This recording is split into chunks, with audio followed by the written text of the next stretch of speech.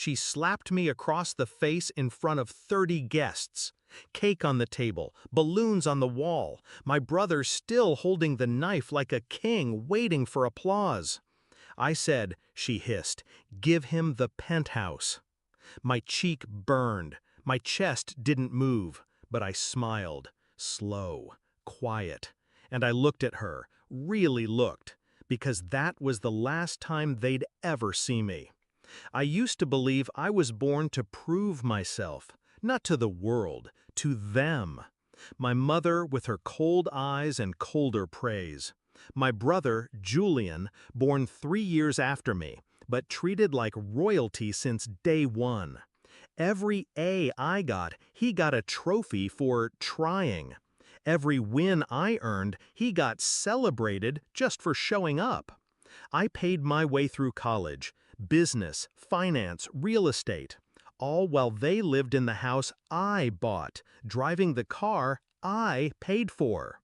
Julian couldn't keep a job longer than 6 months, but Mom said he was still finding himself. I found myself too, in a penthouse suite overlooking the skyline. Marble counters, private elevator, my sanctuary, my reward. But to them, it was just extra space for Julian's transition into manhood. The birthday invitation came handwritten, family dinner, no excuses. I showed up out of habit, not affection. The moment I walked in, I knew something was off. Julian's friends were already calling him the new king of the tower. One of them even clapped me on the back and said, "Heard you're finally sharing the wealth." Mom gave a speech, all about sacrifice, growth, brotherhood. Then she said it. Said I'd agreed to let Julian move into my penthouse. That it was just gathering dust anyway. That Julian needed to feel like a man. That's when I said no. And that's when she hit me. I didn't say a word, not then. I just stepped back, fixed my collar, smiled, and left. But in my head, something locked into place. It wasn't anger, it was clarity. They didn't want a son, they wanted a donor, and I'd been paying all my life. I started with silence, stopped answering calls, blocked numbers, changed my email. Then I cleaned house.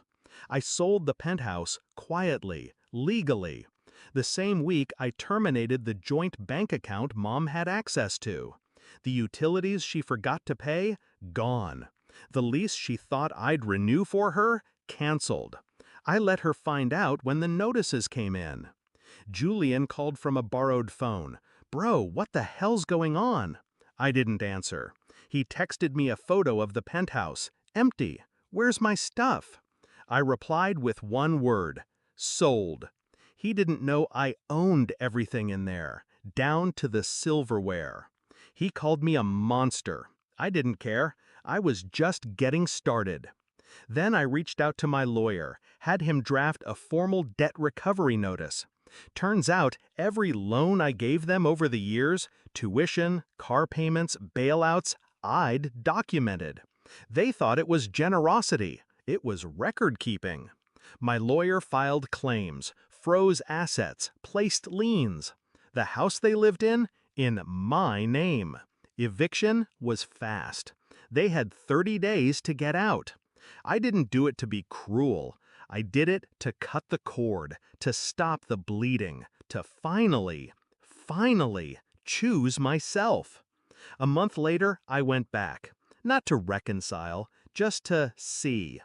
They were packing boxes. Mom looked older, smaller. Julian wouldn't meet my eyes. I handed them both envelopes, not checks, letters. To Mom, I wrote, "I spent my life trying to earn your pride. I've stopped trying."